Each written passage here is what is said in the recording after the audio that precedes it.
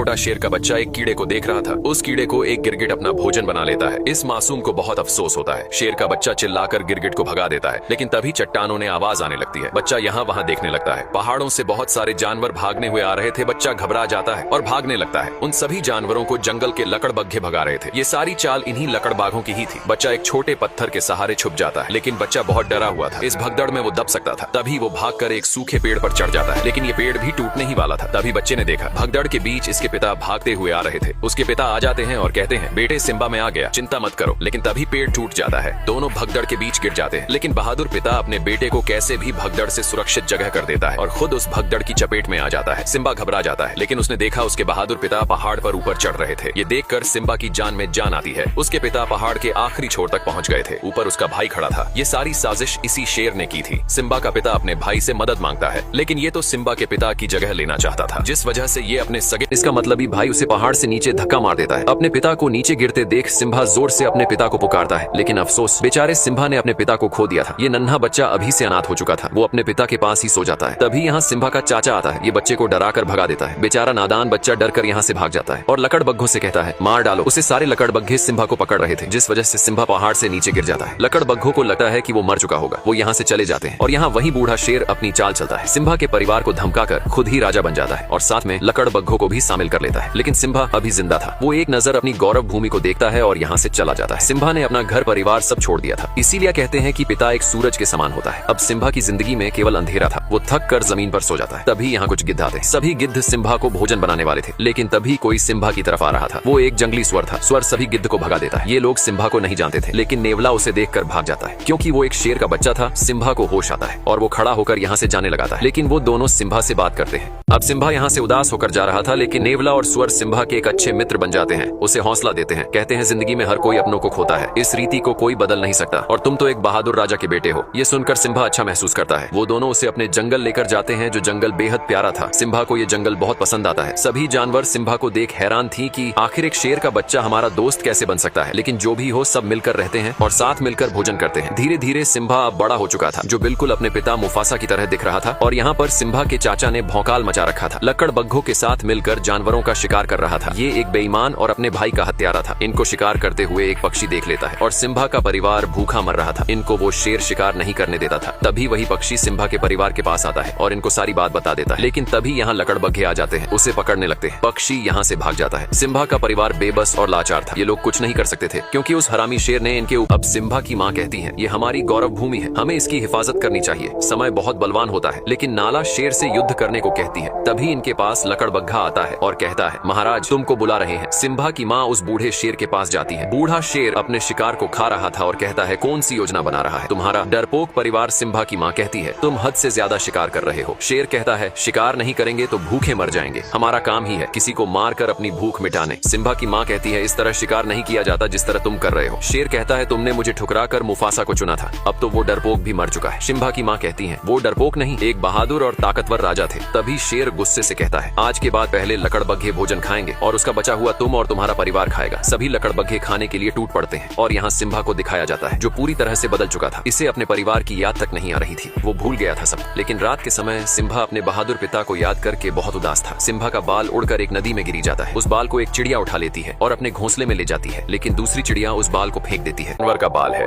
जिस वजह से चिड़िया सिम्बा के बाल को फेंक देती है। वो बाल बबूल के पेड़ पर गिरता है। जिराफ बबूल के पत्तों के साथ सिम्बा के बाल को भी खा लेता है। अब एक कीड़े को दिखाया जाता है, जो जिराफ के मल को ढकेल कर ले जा रहा था, लेकिन जिराफ का मल लुढ़क कर टूट जाता है और सिम्बा का बाल उड़कर दूर चला जाता है, जहाँ बहुत सारी चींटियां थी। एक चींटी बाल को उठाकर ले जाने लगती है। तभी एक बंदर चींटी के पास उस बाल को देख लेता है। बंदर ने पहचान लिया था कि ये सिम्बा का ही बाल है और सिम्बा अभी जिंदा है। ये संदेश एक खुशी का संदेश था। बंदर खुश था, क्योंकि इनका राजा फिर से गौरव भूमि पर राज करेगा। और यहाँ सिम्बा के दोस्त पर एक शेर हमला कर रहा था। इनके जंगल में एक शेर घुस चुका था। सिम्बा का दोस्त अपनी जान बचाकर भाग रहा था। वो शेर का शिकार होने ही वाला था। तभी सिम्बा उस शेर को दबोच लेता है। दोनों ही एक दूसरे से कम नहीं थे, लेकिन दूसरा शेर सिम्बा को दबोच लेता है। सिम्बा उसे नाला कह के पुकारता है। दोनों एक दूसरे को जानते थे। ये नाला सिम्बा की बचपन की दोस्त थी। नाला सिम्बा को जिंदा देखकर बहुत खुश होती है, क्योंकि नाला को सिम्बा मिल गया था और सिम्बा को उसका प्यार। अब सिम्बा और नाला इतने दिनों के बाद एक दूसरे को देखकर बहुत खुश थे। नाला सिम्बा का बचपन का प्यार था। सिम्बा कहता है, नाला इस जंगल में तुम्हें बहुत अच्छा लगेगा, यहाँ सुकून है। नाला कहती है, सिम्बा तुम्हें अपने घर चलना होगा। उस बूढ़े शेर ने हमारी गौरव भूमि बर्बाद कर दी है। तुम हमारे राजा हो, सब तुम्हें देखकर बहुत खुश होंगे। सिम्बा कहता है, मुझे कहीं नहीं जाना, मेरा यही घर है, तुम भी यही रुक जाओ, इस जगह तुम्हें बहुत अच्छा लगेगा। सिम्बा नाला को पूरा सुंदर जंगल घुमाता है। दोनों बहुत मस्ती करते हैं। ये जगह नाला को बहुत पसंद आती है क्योंकि इस जंगल में सचमुच सुकून था। दोनों इस पल को जी भर के जीते हैं। तभी नाला कहती है, सिम्बा अगर तुम जिंदा थे तो तुम घर क्यों नहीं आए? उस बूढ़े शेर ने पूरी गौरव भूमि तबाह कर दी है। हमें कई दिन भूखे भी सोना पड़ता है। लेकिन सिम्बा कहता है, मुझे इससे कोई मतलब नहीं है। अब यही मेरा घर है, मैं इसे छोड़कर नहीं जा सकता। सिम्बा बहुत बदल चुका था, वो भूल चुका था अपने लोगों को। नाला कहती है, कैसे शेर हो तुम? तुम्हारे पिता और तुम में जमीन आसमान का फर्क है। तुम एक कायर हो, डरपोक हो। इतना बोलकर नाला यहाँ से चली जाती है। अब सिम्बा रात के समय जंगल में उदास घूम रहा था। तभी वही बंदर सिम्बा के पास आता है और कहता है, सिम्बा पहचानो खुद को कि तुम कौन हो। सिम्बा बंदर की बात को अनसुना करके जाने लगता है। तभी बंदर कहता है, मैंने। अब सिम्बा अपने घर जाने से मना कर देता है क्योंकि सिम्बा का अब से यही घर था। नाला कहती है, सिम्बा हमें तुमसे उम्मीद थी कि तुम हमारी और गौरव भूमि की रक्षा करोगे, लेकिन तुम तो डरपोक और बुजदिल निकले। इतना बोलकर नाला यहाँ से चली जाती है। लेकिन सिम्बा को कोई फर्क नहीं पड़ रहा था। अब सिम्बा उदास होकर जा रहा था। तभी इसे वही बंदर मिलता है। सिम्बा उस बंदर को नहीं जानता था, लेकिन बंदर सिम्बा और उसके पूरे परिवार को जानता था। बंदर सिम्बा के पास आकर कहता है, सिम्बा पहचानो तुम कौन हो। लेकिन सिम्बा उसकी बातों को इग्नोर करके जा रहा था। तभी बंदर कहता है, मैंने मुफासा के बेटे को गोद में खिलाया है। इतना सुनते सिम्बा रुक जाता है और कहता है, तुम मेरे पिता को कैसे जानते हो? बंदर कहता है, तुम्हारे बहादुर पिता को कौन नहीं जानता? मैं तुम्हें तुम्हारे पिता से मिलवा सकता हूँ। सिम्बा बंदर के पीछे पीछे भाग रहा था। सिम्बा को लग रहा था कि उसके पिता जिंदा है। लेकिन बंदर सिम्बा को एक नदी के पास लाता है और कहता है, देखो अपने पिता को। सिम्बा पानी में अपने चेहरे में पिता का चेहरा देखता है। बंदर कहता है, तुम्हारे पिता तुम्हारे अंदर है। तभी सिम्बा को आसमान से आवाज आती है। वो इसके पिता थे। वो कहते हैं, बेटा सिम्बा तुम एक शेर हो और शुरू से ही शेर जंगल का राजा रहा है। इतनी बातें सुनने के बाद सिम्बा में अपने पिता की ताकत और वो जोश महसूस हो रहा था और निकल पड़ता है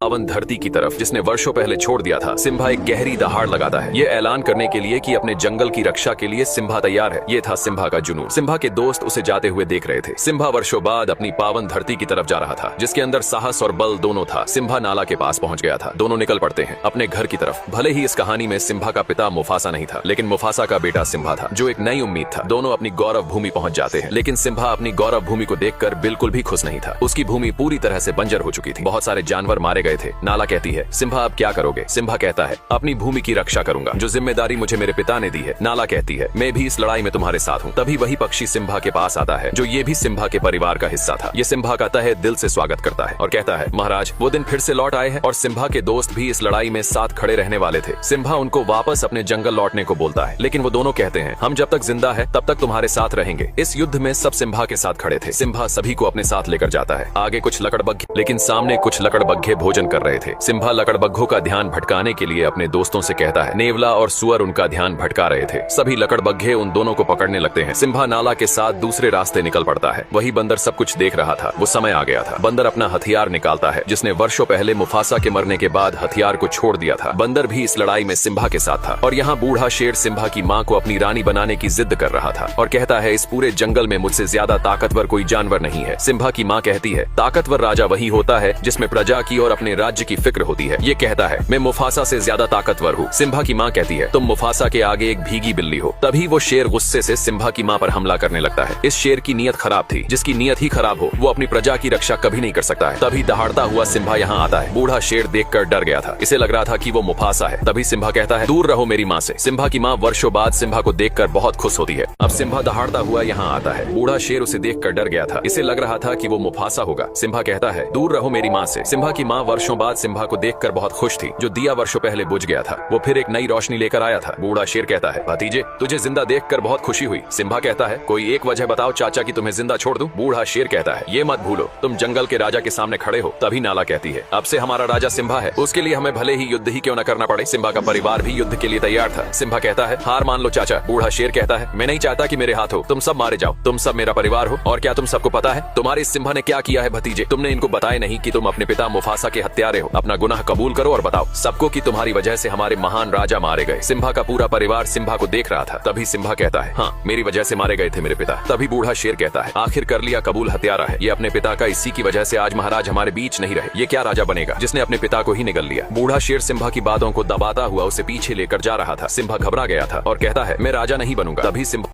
और जोर से चिल्लाकर कहता है, झुकाओ अपने सर को। तभी सिम्बा का पैर फिसल जाता है। सिम्बा चट्टान पर लटका हुआ था। यहाँ जोर की बिजली कड़कती है। ये वो आखिरी पल था जिसमें एक पापी का अंत तय था। बूढ़ा शेर कहता है, ये नजारा मैंने वर्षों पहले देखा था, बिल्कुल तुम्हारी तरह ही मुफासा ने मेरी आंखों में देखा था। बूढ़ा शेर उछलकर सिम्बा के पंजों को दबा लेता है और कहता है, एक राज की बात बताऊं भतीजे, तेरे बाप मुफासा को मैंने ही मारा था। इतनी बात सुनते ही सिम्बा अपने पिता के उस दुख भरे पल को याद करने लगता है। तभी सिम्बा जबड़े से उसके बाल पकड़कर ऊपर आ जाता है और चिल्लाकर कहता है, कैसे भाई हो तुम, अपने सगे भाई की ही हत्या कर दी। बूढ़ा शेर कहता है, ये झूठा बोल रहा है, इसकी बात मत सुनो। तभी सिम्बा की माँ कहती है, तुमने मुफासा को नहीं मारा तो उनकी आंखों में कैसे देखा। बूढ़े शेर का अंतिम समय आ चुका था। तभी बूढ़ा शेर लकड़बग्घों से कहता है, मार डालो सबको। सभी लकड़बग्घे सिम्बा के ऊपर टूट पड़ते हैं, लेकिन सिम्बा सभी लकड़बग्घों को जबड़े से दबाकर फेंक रहा था। नाला अपने परिवार को हमला करने को कहती है। सिम्बा का पूरा परिवार लकड़बग्घों पर टूट पड़ता है। ये था एक भीषण युद्ध जो सत्य और असत्य के बीच हो रहा था। सभी लकड़बग्घे सिम्बा को नोच रहे थे।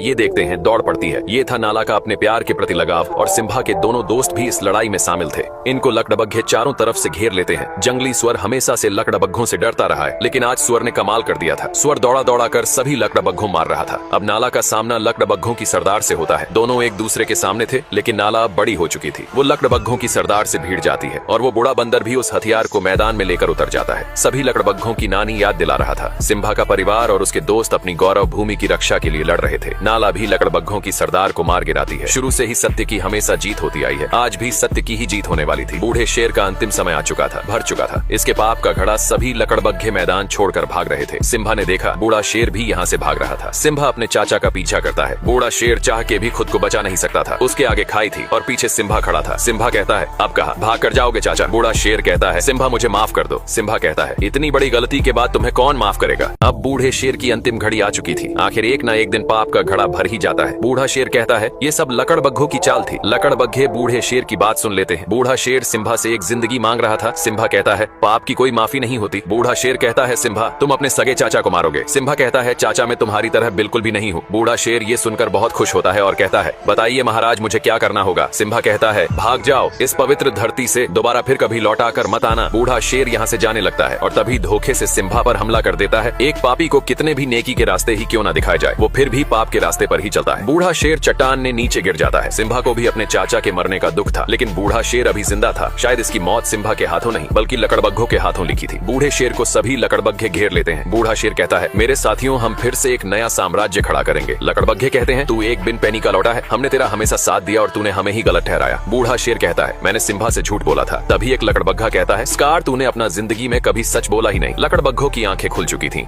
सभी लकड़बग्घे बूढ़े शेर पर टूट पड़ते हैं। ये था एक बुराई का अंत। इस लड़ाई में फिर से अच्छाई की ही जीत हुई थी। अब सिम्बा अपने परिवार से मिलता है। सिम्बा का परिवार फिर से एक जीती जागती जिंदगी जीने वाला था। सिम्बा उस बंदर से भी मिलता है जिसने सिम्बा को हौसला दिया, उसे उसकी पहचान बताई। आखिर एक सच्चा राजा वही होता है जिसमें अपने प्रजा और गौरव भूमि की फिक्र हो। ये सब सिम्बा के अंदर था। वो एक वीर सम्राट था, एक वीर योद्धा था और इस गौरव भूमि का एक राजा भी था। सिम्बा के राजा बनने से सभी जानवर बहुत खुश थे। जिस जिंदगी को डर कर जिया करते थे, अब उस जिंदगी को खुलकर जीने का समय आ गया था। सिम्बा और नाला के प्यार से एक प्यारा बच्चा हुआ। सिम्बा के बाद इस गौरव भूमि की रक्षा करने वाला सम्राट। ये स्टोरी यहीं पर समाप्त होती है। फिर से लौटेंगे ऐसी ही एक मुफासा की बचपन की स्टोरी लेकर।